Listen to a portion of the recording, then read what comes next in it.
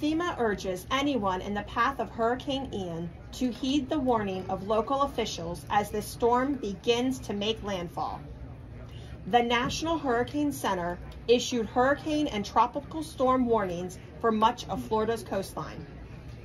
Hurricane Ian is predicted to bring life-threatening storm surge and widespread flooding. Catastrophic storm surge inundation is expected somewhere along the southwest Florida coastline from Englewood to Bonita Beach, including Charlotte Harbor. FEMA and the interagency teams are in close coordination with Florida officials. We established a search and rescue coordination group in Miami that includes urban search and rescue teams, the Coast Guard, Department of Defense, Department of the Interior, and local Florida rescue teams.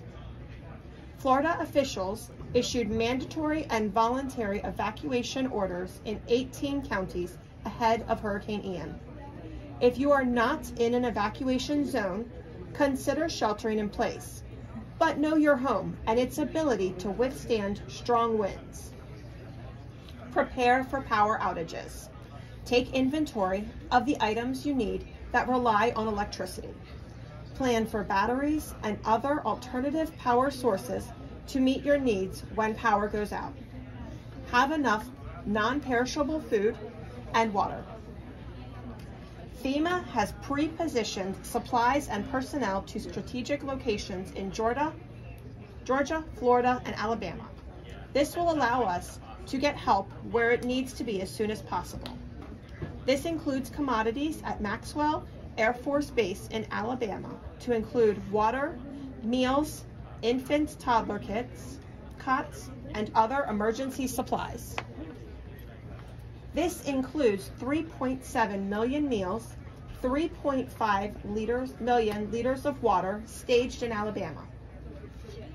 Florida officials prepared 360 trailers with more than 2 million meals and more than 1 million gallons of water for distribution to affected areas.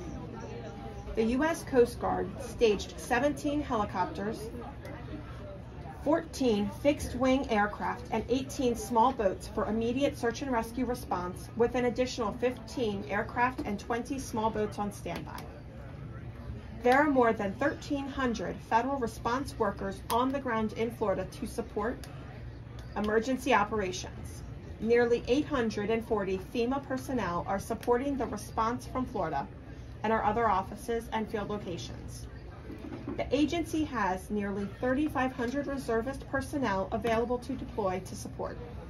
Additionally, more than 7,500 surge capacity force members are rostered to deploy if needed. The agency is establishing a personnel mobilization center to expedite forward movement when needed. Incident management teams are at State Operations Center in Tallahassee, in Miami, and Atlanta.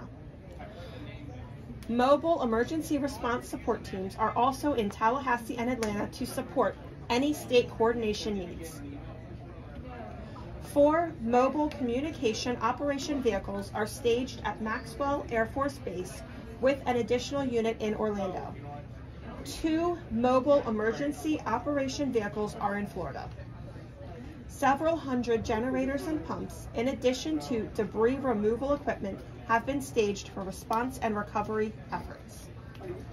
A United States Army Corps of Engineers power restoration team is at Craig Field in Alabama ahead of the storm.